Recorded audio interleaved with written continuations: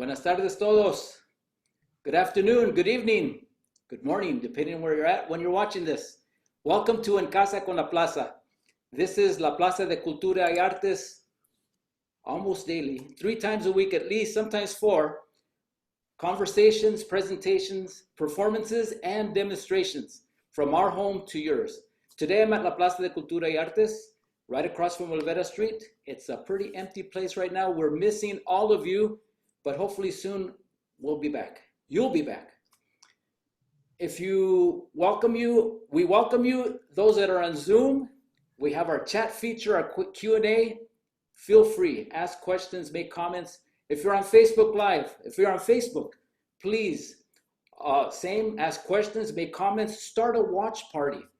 Go to start a watch party on your page, to a group, to your friends. Make it interactive, because that's what we're doing. We're making this a very interactive place. And to start it off, I'm gonna present to you our Director of Education and Outreach Programs, Jimena Martin. Please take it away, Jimena. Hi, Everardo. Thank you. Thank you guys for joining us. We have a very special guest from out of state, all the way from Colorado, Lola Dweck of Lola's Cocina. Lola is the founder and publisher of Lola's Kitchen, travel blog that is dedicated to Mexico's rich culture, food traditions, and recipes. She teaches themed cooking classes and also manages Lola's Mercadito, an online store specializing in gourmet and artisan goods. As a Latina leader and mom, she has been highlighted in OprahMag.com, Latina Magazine, Me Too, and on our local Super Mamas. A California native with a master's degree in business and Latin American studies, and now lives in Highland Ranch, Colorado with her husband and bilingual kids. Today, she's going to be making us molletes and agua fresca, but we're so fortunate that we have a special giveaway today for those who know what are the 3 main ingredients in a mollete. If you write it down via email through Everardo or myself, you will receive 3 beautiful items from Lola's store: a salsa, a vanilla bean sauce, and a wood spoon, a gorgeous, nice wood spoon. So please give us the 3 ingredients in a basic mollete, and then we'll be collecting your emails for those winners, and then we'll be sending those off to you directly. But without further ado, Lola, thank you so much for joining us today. Thank you so much for having me. So tell us a little bit more about yourself. Self-taught, did you go to school? How did you begin your food journeys? I am actually self-taught, but I've been cooking since I was about 8 years old. I always tell this, that cooking for me and for my family has always been a way to bring us together and just celebrate the beautiful food of our culture.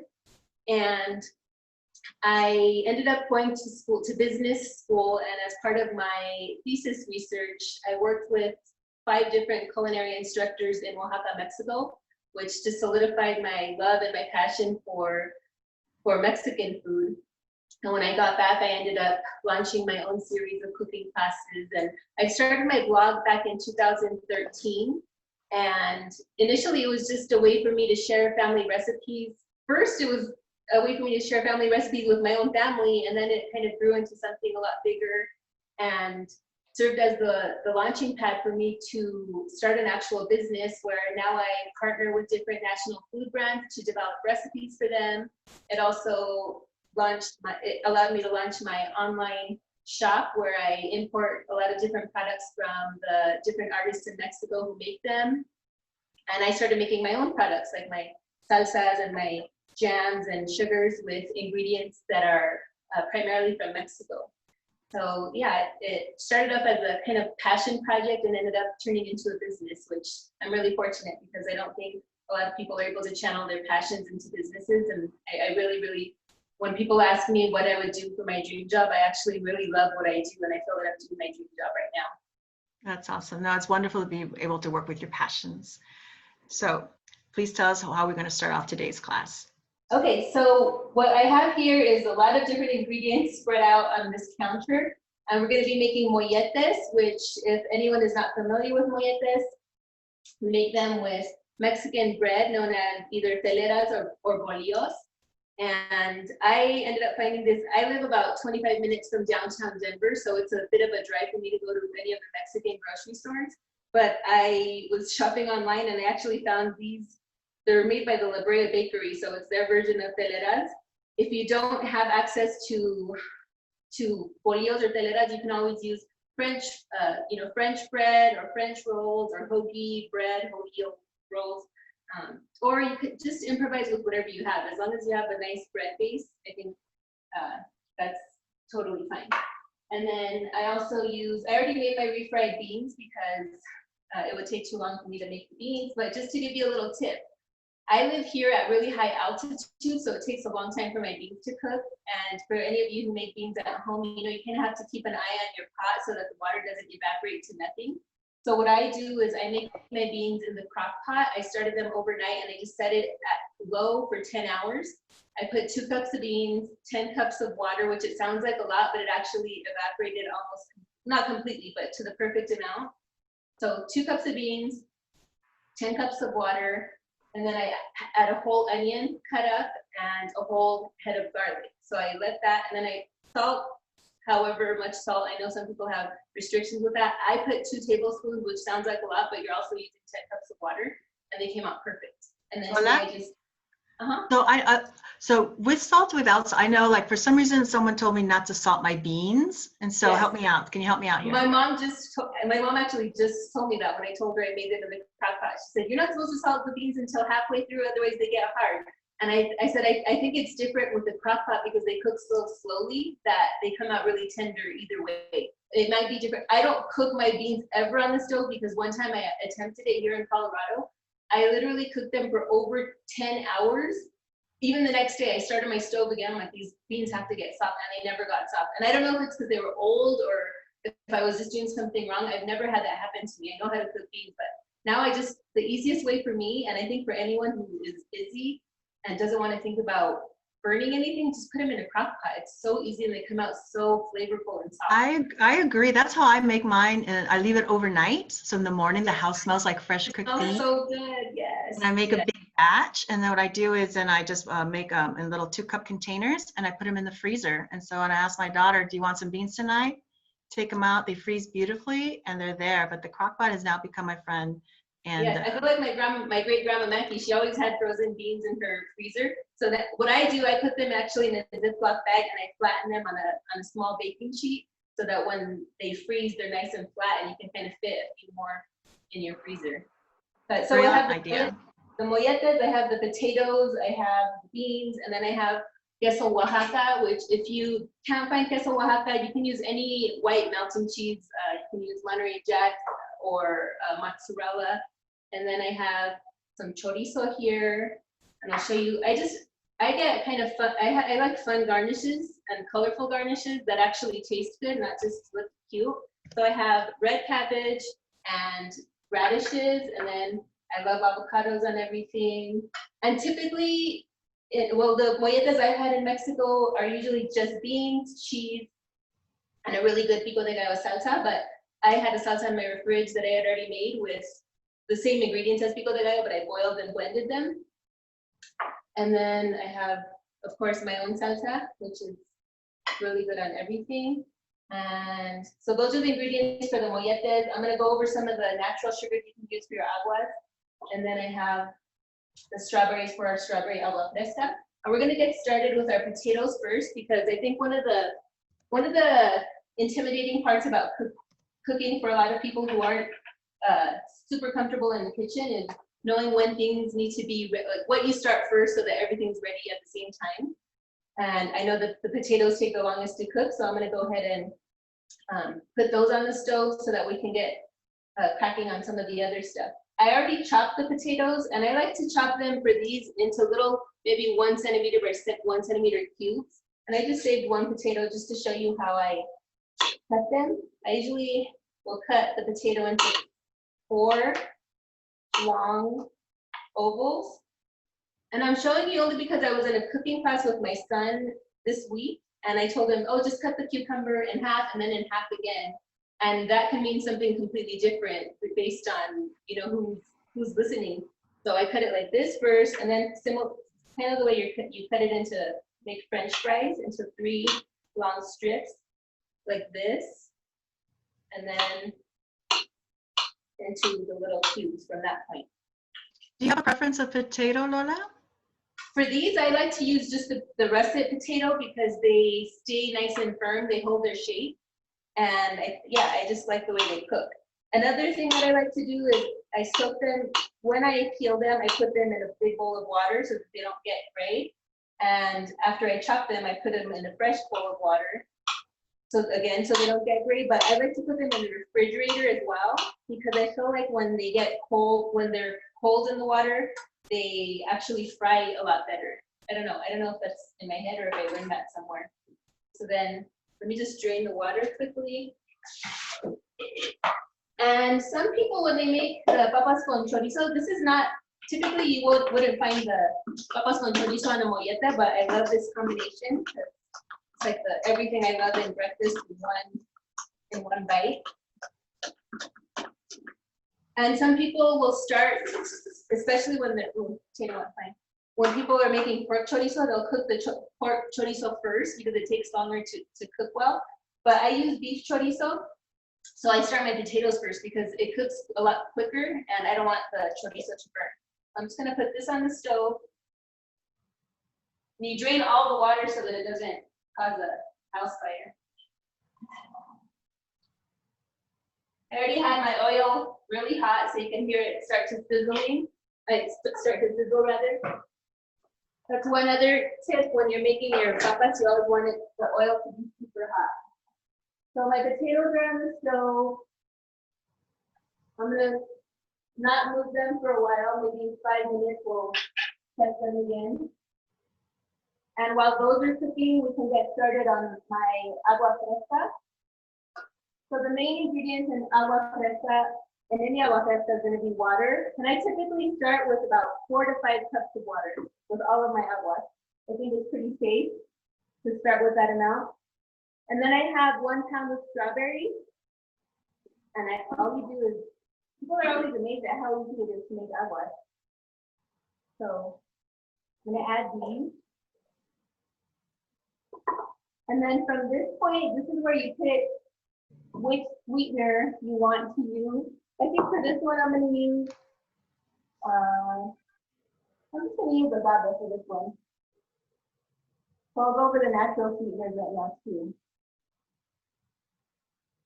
And again, this is at the gusto. You put however much you like. I like to start with 1/4 of a cup. Sometimes I'll do 1/3. Right now, I'm going to just do, this is a 1/2 cup total. And I'm going to blend this.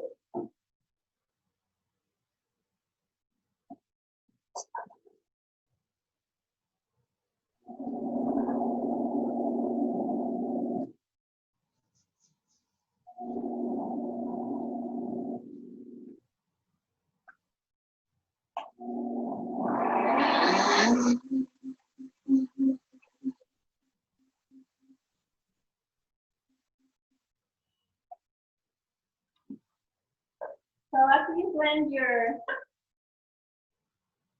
your water with your strawberries, I highly recommend everyone have a nice mesh strainer. You can use plastic too, but if you use it for anything hot, it's gonna melt. But I usually strain most of my agua fresca with the exception of watermelon because it's so watery already, you don't have to strain it. But any of the other ones, I do strain. Just because I want it to be nice and clear, and I don't want it to be, it's not supposed to be like a nectar, it's supposed to be like, just like a nice light juice.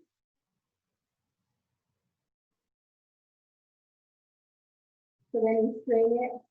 And while that's straining, I can just tell you, typically agua frescas are made with just regular sugar, but I've been experimenting with other natural sweeteners. I really am not a fan of stevia or Splenda or any of those types of things. I think they always have a weird flavor, but I've been using, so honey is always one of my favorite natural sweeteners. I got this one at the Cal Poly Pomona Farm Store for any of you who are in the Inland Empire or close to Cal Poly.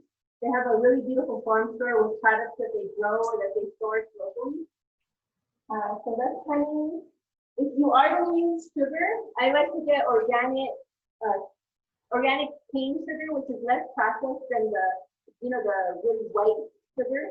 You can see it kind of looks like the sugar you see in Mexico. It's a little brown in color. Another one of my favorites is just dates.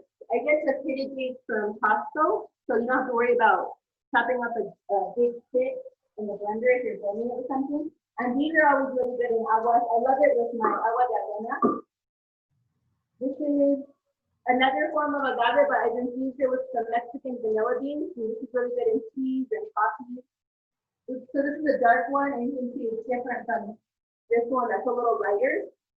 And there's one that's even lighter than this. So I don't know if it really has a different flavor, but if you don't want it to change the color of your agua, you'll probably want a lighter one.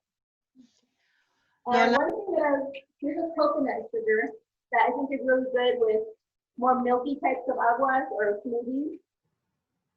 And this one I was so excited to find at the natural grocery store by my house.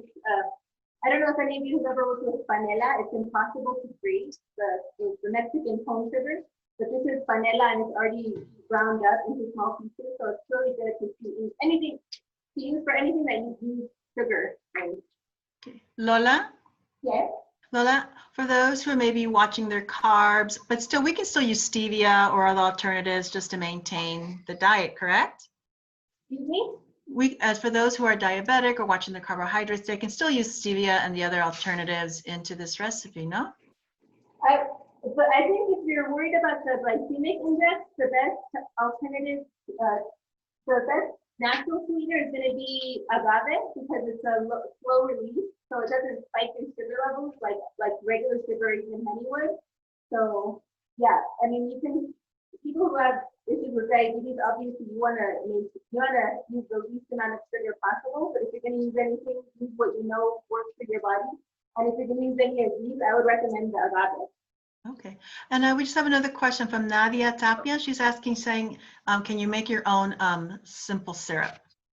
Oh yeah, I make my own simple syrup all the time. So that's just equal parts, if you want it thick, equal parts sugar and water. So 1 cup sugar, 1 cup water.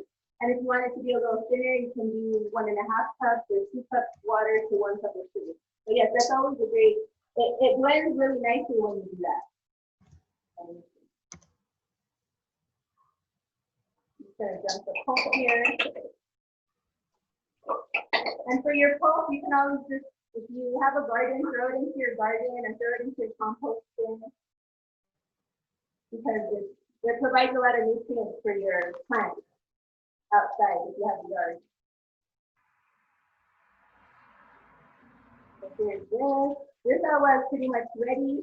You can taste it, and if you feel like it's really a little too sweet or it needs to be watered down, you can either add ice to it or you can add more water if you don't want to add ice.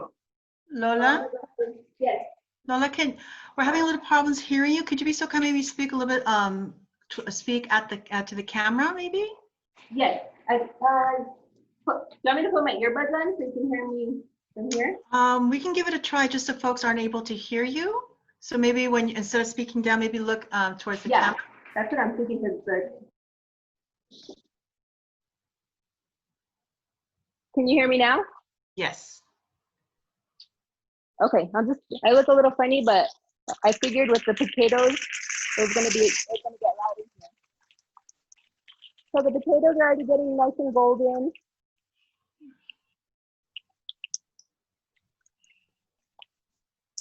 And it doesn't matter if these cook through completely. They can be a little al dente because you're gonna still pop them in the oven. So they don't have to be super, super, super soft. So there's the potatoes. Here's all our natural sweeteners. But the most natural of all sweeteners is gonna be honey. I mean, that's in its purest raw form. So if you're gonna use anything, honey has so many wonderful health benefits that I think not enough people know about. And local is always better, especially if you have any sort of allergy. It helps combat different seasonal allergies, which is interesting to me. So I haven't added anything to this. I'm gonna go ahead and taste it first. My little tasting spoon. I didn't add anything. I just did the four cups of water and the 2 cups of strawberries, and it's really, you can definitely taste the strawberries. You can add a little bit of water, but I'm not, because I think it tastes perfect. But if you're hosting a bigger gathering and you needed to, you know, go a little further, you can add water or a lot of ice. So here's this, and now what you would do here is just add water and serve it with a lot of, I mean, not water, add ice and serve it with a ton of ice. Next, I'm going to assemble my molletes, just so that you can see this process. Get this out of the way. So the molletes, the first layer in your mollete is going to be, well, your bread is first and foremost. And then next, you're going to bring over your beans. And like I said, last night I made 2 cups of beans, and this is what it, this is all the beans that it made when I fried them. Lola, Yes. we have folks asking, what type of garnishes would you add to the Agua Frescas? Oh, I have my mint from the garden. So I think I'll show you that right now. Let me just show you how I would serve it actually. One sec. With a ton of ice all the way to the top.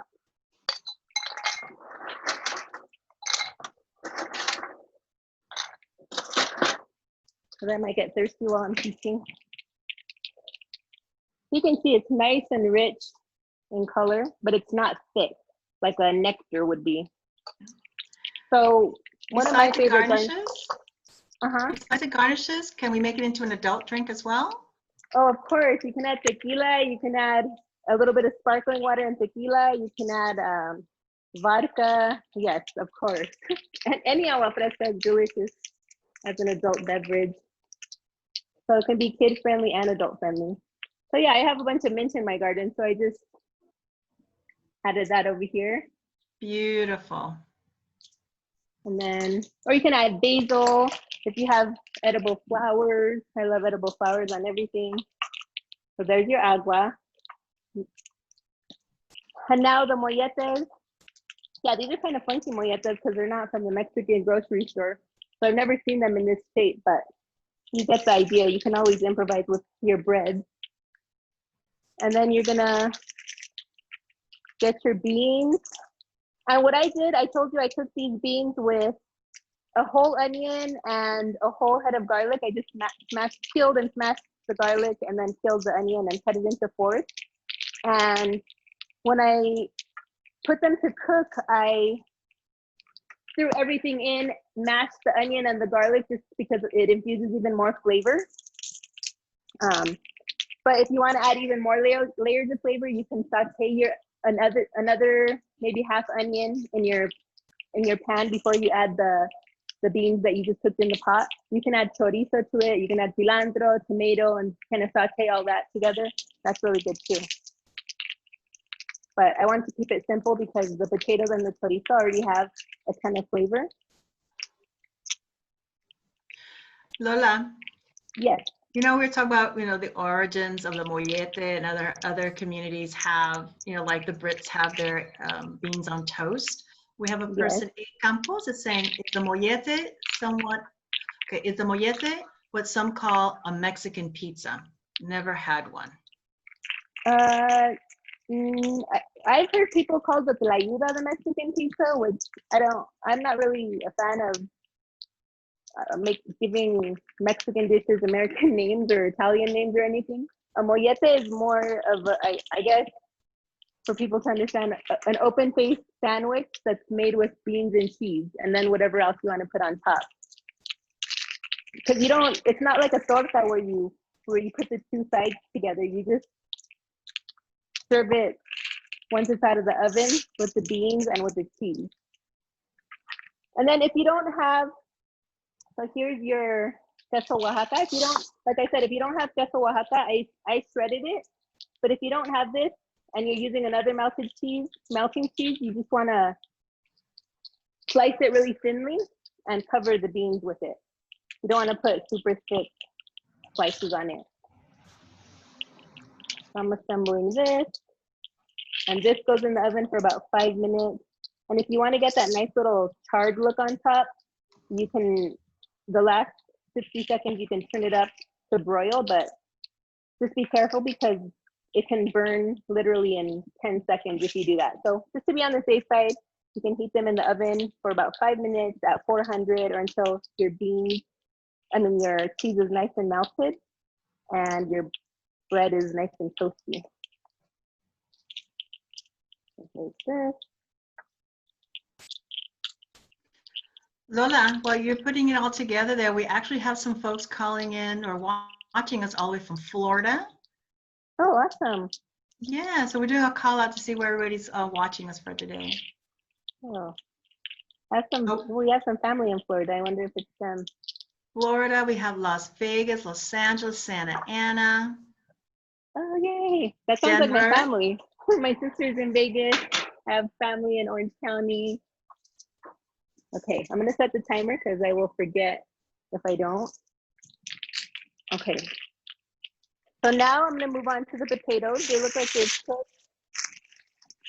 They're not cooked through completely, but that's okay. Now we're gonna add the chorizo. And like I said, some people will cook the chorizo first, but I'm gonna add this. And I made a little hole in the middle of the potatoes so that I can put the chorizo directly onto the pan. And once that cooks a bit, then I can mix it with all of the potatoes. And for this dish, I like to use a non-stick pan just because I've used other pans and the potatoes end up sticking to the bottom and I lose half of them on the pan. But the non-stick actually works really well. I just wish I had a bigger one because with this many potatoes, they start to pop out. And then you just want to kind of break down any chunks you have in here so that it's not a big piece of chorizo in there.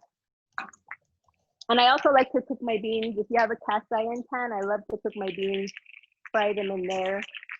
And I just use regular cooking oil. I know some people love to cook with the lard because it gives really good flavor, but we don't cook with pork in our house, so I stick to oil. Like this.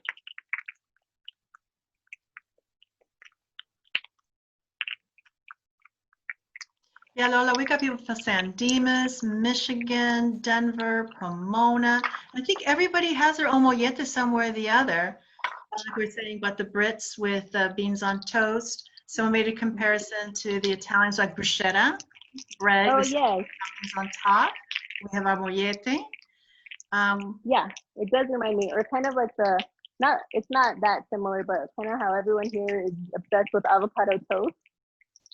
But this is, you can add avocado and a lot of other stuff and make it even better. We've got Marcy Hardage from Arkansas, Hector Magnon from Fort Worth, Texas, and originally from Florida. So we've got lots of folks here watching us from around the country. Oh my gosh, that's what I love about the virtual classes. When I was in college, I was never into online classes at all. I felt like I couldn't focus. And now, because this is what we've been forced into, I have completely embraced, especially with cooking classes. I'm taking classes with people in Mexico City. I'm taking classes with my friends in California.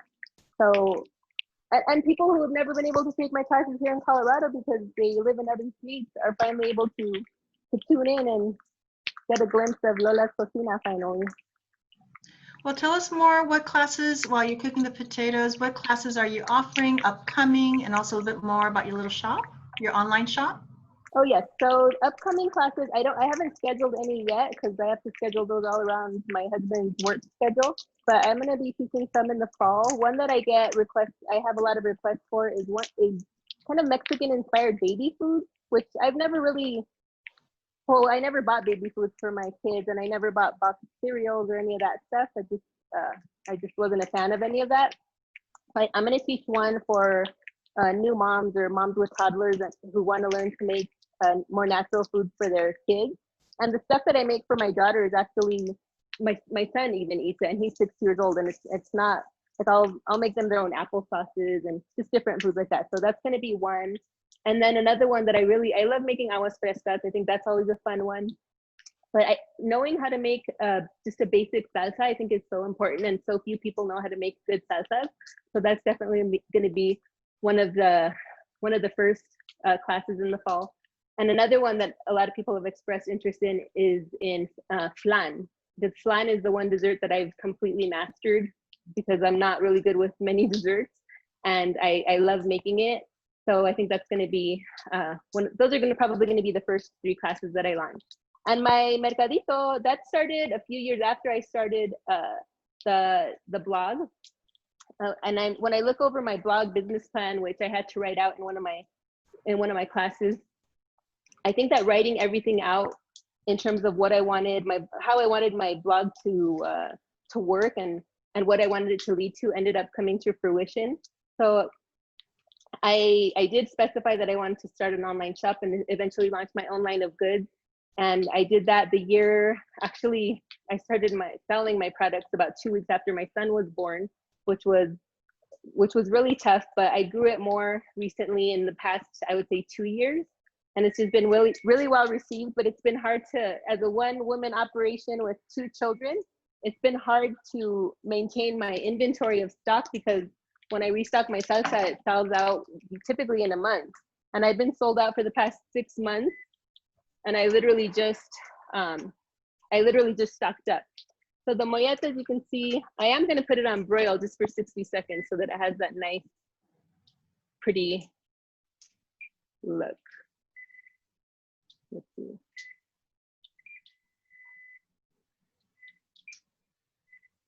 You don't want to go too long, otherwise it's going to char everything. Lola, Yes. can you tell us how do you find the artisans for the items in your Mercadito? Well, initially I would just go to the mercados, but then I developed close relationships with a lot of them, and I venture out. There in Oaxaca, it's called La Ruta de Artesanías. It's similar to Valle de Guadalupe, La Ruta del Vino, where it's literally just one beautiful long road, and each town is dedicated to a different artesanía. Some just focus on weaving baskets.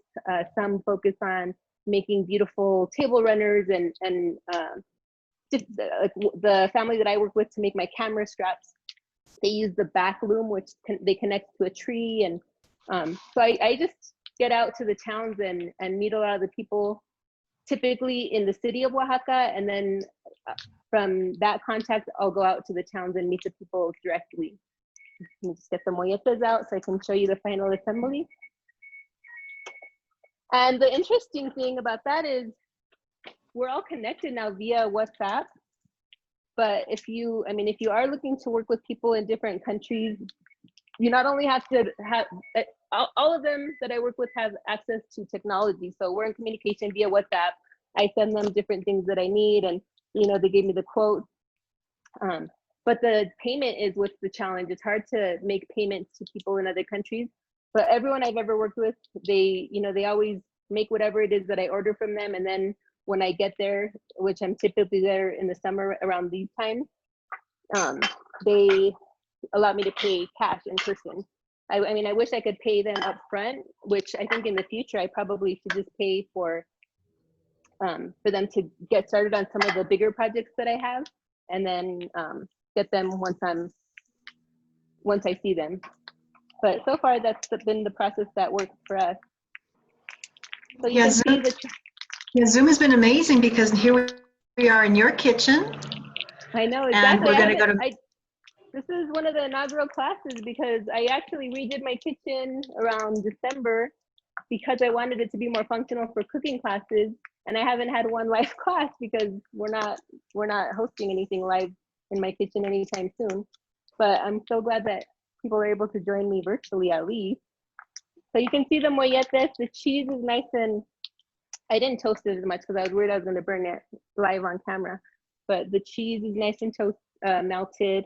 The bread is toasted. And then the last step is just, I'm going to put these on a plate and assemble 2 for you so you can see.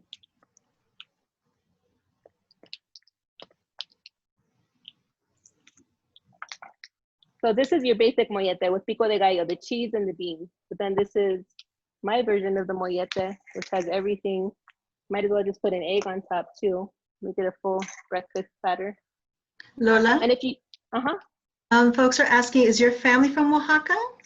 my family is actually from Guanajuato. My dad was born in Guanajuato, in Acámbaro, a town that's known for its bread. We used to go every summer to the Feria del Pan.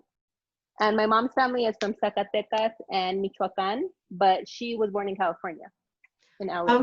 We've got a question for your upcoming classes that you mentioned. Will those be also online? You'll be doing They're online? going to be virtual. Yeah, I don't actually, now that I've always taught live classes and I love them, but virtual is so easy, a lot easier. And it also allows me to open them up to people all over the world, essentially, which I love. So I think virtual is going to be the way to go for me for the foreseeable future. So yes, I am going to have those virtual. And then, so you can see, here's one layer if you want to keep it simple. And then your next layer is going to be repollo, cabbage. And then this is, there's people who probably would say I shouldn't be adding all this stuff to it, but I love the freshness because everything else you see here is melted and cheesy and fried. So you kind of want to break up all of that grease with something fresh. So I put some radishes, which I love radishes also for the flavor and for the texture. And then the next thing I would add is going to be nice avocado. Ooh, this one sliced perfectly. And then, let's see. Yeah, folks are asking, where did you have your first mollete? What are your first food memory with the mollete? I think my first mollete was probably in Morelia. I feel like I remember having it in a restaurant with my mom. And then more recently in Oaxaca, there's a place I love. It's called La Casa de Mis Recuerdos. They always make them there. So, but my very first food memory as a kid, I remember, was at my tío Rogelio's restaurant in Mexico City. It was called Bésame Mucho. And I just remember seeing on the menu huitlacoche. I was really young. I was probably about 8 years old. And I wondered what it was. And I remember I ordered it because it sounded different. And then helado de queso. And I remember they just served one little, because it was a fancy restaurant, it was just one little scoop and raspberries around the edges. And I just remember thinking I was in heaven, and I was about 8 years old. I don't know who I thought I was ordering stuff like that. So then add a little salt because you added the avocado. And then the final touch, I would say, this is a little bit of salsa. And I think typically these are served with pico de gallo for the same reason that I add the fresh ingredients, because the pico de gallo kind of breaks up the richness of the other ingredients in this dish. So let me just bring this to the camera so you can smell it. Que rico. That looks so yummy. Besides the simple one, it's so comforting, but then with all the other crunchy stuff on top, and just even make it more interesting. Oh my gosh, I know, it's so good. I would take a bite, but I don't want to mess up my lipstick on camera. If you can be so kind, Lola, if you can just give us a recap of the ingredients and also what type of cheese. Just some folk caught us in a little late. Just to be so kind to recap the ingredients for that. Yes, the 3 basic ingredients is the bread, the telera or bolillo roll. But you can, like I said, you can use a hoagie roll or a French roll. I think my mom even said that she bought one of the long French rolls and made it on one of those ones. And okay, so that's the basic, the refried beans, and then the queso Oaxaca. And if you don't have queso Oaxaca, if you're in a pinch also, I know I made all of this from scratch, but if you're in a pinch, canned beans, if you have a favorite brand of canned beans, feel free to use that. I know not everybody has the time to make beans from scratch and make everything from scratch. So yes, you can use canned refried beans, or you can use refried beans that you make on your own. The queso Oaxaca, which you can substitute Monterey Jack cheese or any of your favorite melting cheeses really, maybe I would keep it, I wouldn't use the cheddar cheese, but I'm sure that would work also. Or mozzarella cheese. Queso Oaxaca is really similar to mozzarella. I just think it's a little, I love the texture of Oaxaca, and I think it's a little saltier also. And then what I added to the basic mollete recipe was chorizo and potatoes. And the garnishes, I used red cabbage and radishes and avocado, and then salsa. But if you have your own favorite salsa that's already made, or if you want to make the pico de gallo, that would also be delicious in this. And then for the agua fresca, I just used agave and strawberries and water, and then garnished it with mint. Yum. For those who just joined us a little bit later, no worries. Be so kind. If you sign up via Zoom, we will be sending you a thank you for joining us, but also her recipes and more information to come. But before we go, I just want to say one more time, you tell us your Instagram, your email, how can we find you? And again, it's been such a pleasure to work with you, Lola. And in el futuro, once we get La Cocina up and running, I would love to have you be part of our public programs as well. Oh, I would love that. That's always been a dream. I've always wanted to teach at La Plaza. I can't believe I'm finally doing it virtually, but I can't wait to teach live one day. Yes, my website is Lola's Cocina, LOLASCOCINA, not Lola's Kitchen, Lola's Cocina. And that's my Instagram. My Instagram for my shop is Lola's Mercadito, and I sell primarily on Etsy. And yeah, you can find me on every social media platform, Pinterest, Twitter. Not TikTok. I'm not into TikTok. But yeah. Thank you. Averaldo? All right. Well, that is delicious looking. And Marisol Villagomez is asking, Lola, who is eating these molletes? She says, I'm coming over to help you eat them. Oh, come over, girl. She's my friend Marisol. Seriously, you can come and pick them up. I honestly end up giving away half of the food I make to my neighbors. I just knock on their door and then text them there's food, or I text them there's food outside for you. Fantastic. Well, we wish we lived closer to you.